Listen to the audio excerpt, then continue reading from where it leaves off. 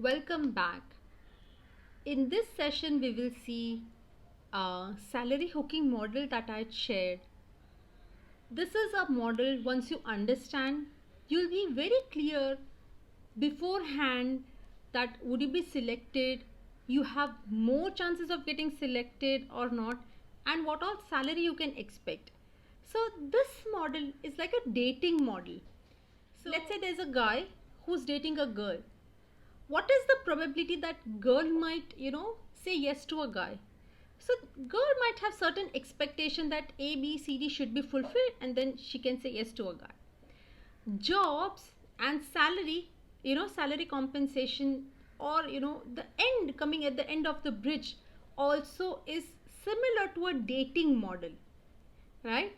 So what is it that the company is expecting? So in this case, you are a guy chasing a girl who's a company, and there are certain factors which are being expected from each company. So the first thing that is there is demand and supply. Let's say there is a company or a girl who has 25 different guys trying to chase this lady. Do you think your chances are high? Or let's say there's another lady who, for this lady there are just two guys. Where do you think your stand or your chance of winning increases? Obviously in the second one. Why? Because there is a little less competition. So this is very necessary to understand. For 25 guys, this girl will have a higher stand. Why? Because she has options. However, at this point of junction, you don't have that many options. So the positions which has lesser option, this company would eventually would like to take you. So higher the number of boys or higher the number of candidate in this case, then in that scenario, your chances reduce. I'm not saying you'll not get it, but you'll have stiff competition. And less the number of candidate, definitely you can expect what you want from this company. So that's the first thing. The second is skill fitment. Now let's say there's this girl who wants somebody who can make her laugh, or somebody who can talk to her. It could be any XYZ reason. That is what skill she's expecting. Do you have those skills or not? If yes, then obviously it is easy to match. If not, then it becomes difficult. In this case, in company has certain skills required for that particular position. So whenever you go through a job description, you'll always find certain skills which are mentioned. uh, those skills are just like a female. Whatever is mentioned, they want that plus additional.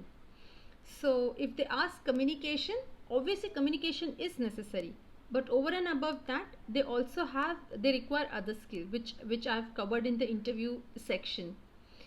So, or the job offerings which I've shown in job search section as well.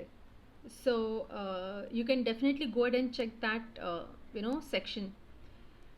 So you just see those skills for that particular position. Or else, let's say in certain cases wherein certain organization, they don't share JD in detail. In that case, what you could do is you could just get that position, the title of that position, enter in the job search engine that you have, Naukri, Monster, Indeed. You can just enter there, and there would be a list of position. It even could be old, that is fine, not that much old, but within a year span, we'll get all the job descriptions there. In those job description, skills would be mentioned.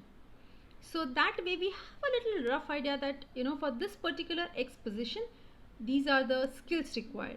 And then we'll analyze, do we have those skills or not? If not, definitely we can improve on that, or we can learn those skills. So those are learnable skills. The next is positioning. Let's say this particular lady requires 10 qualities, and you have 15 qualities, way beyond her expectation. Do you think she'll be happy to have you? Of course, yes. Or else, let's say this lady requires two qualities which are, you know, without any doubt, it is a must to have these two qualities out of the 10 qualities. And you have those two qualities, whereas the rest have 8 qualities, but they don't have the two most important quality.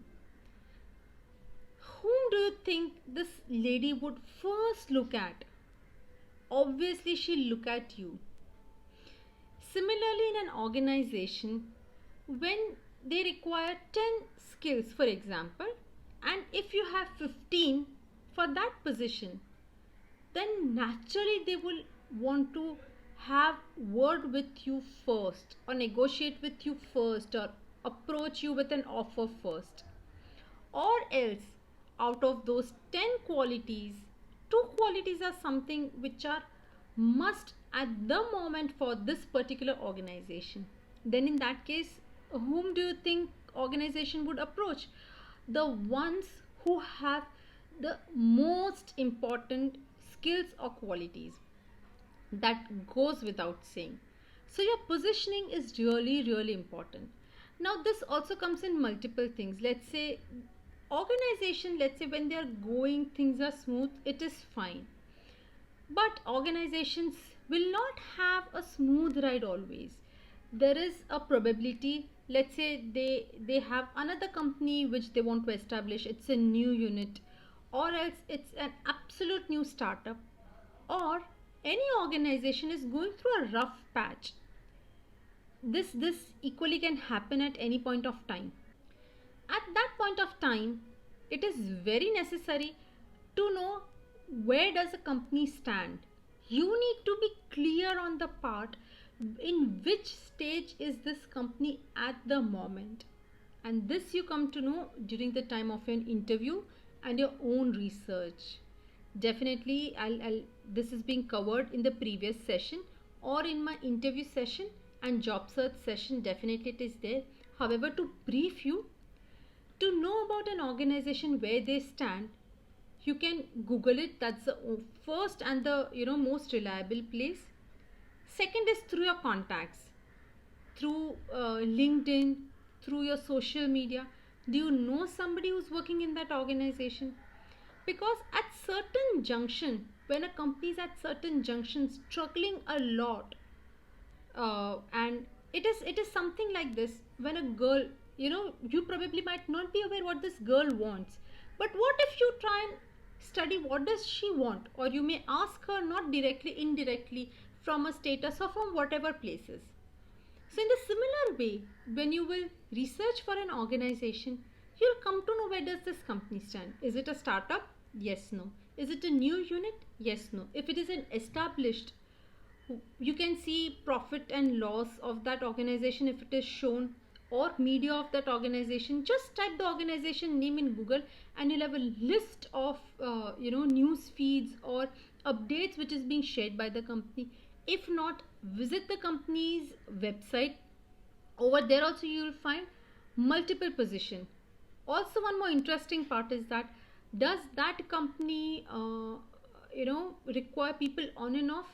The people who stay there for a very short duration. You can always check. There are multiple ways in which you can check what is the state of that organization. Now, when an organization is in a weak state, it could be either new into its making, or else when it is all grown up and it is struggling at a certain point. These are the times when you can go ahead and share those extra things, because that's the time they would want it. They would love somebody who would approach them doing the best of what he or she has to offer, so that the company grows well or company becomes stable. So you need to know this. Once you know it, you can position yourself.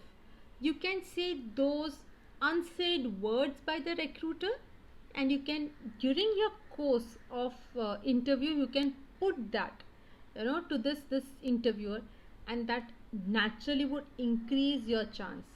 So this is very, very crucial, your positioning. Without your positioning, it becomes very difficult to get a job, to get the salary that you want. So positioning naturally becomes very, very, very important in this stage. Next is company's value. So every organization has certain values, certain ethics. Do you fall into that bracket? This goes without saying. So if you have basic, I'm sure you would go through. But every organization, certain organization wants things to be very quick. Do you fall into that? Certain organization wants somebody who can analyze. Can you analyze? There are certain organizations who have a different style of working altogether. So they would definitely see that do you fit into this or not, because they would want somebody similar, right? So this is there. And the last is industry bias. Let's say somebody's from telecom industry, that person is applying for a telecom role. Naturally company would want to hire somebody who is from telecom. And why is it so? Because the rules and regulation, laws of the similar industry is very similar. So when this new person joins the organization, he is expected that even with 70% training, or let's say 30% of training, this person can survive. But let's say there's a person who comes from gaming industry, for example, and this person wants to get into this organization. The organization has to ensure this person gets training multiple times. Because he is not aware about certain things, they'll naturally have to invest more. And somebody who's from the similar background, they would not have to do it.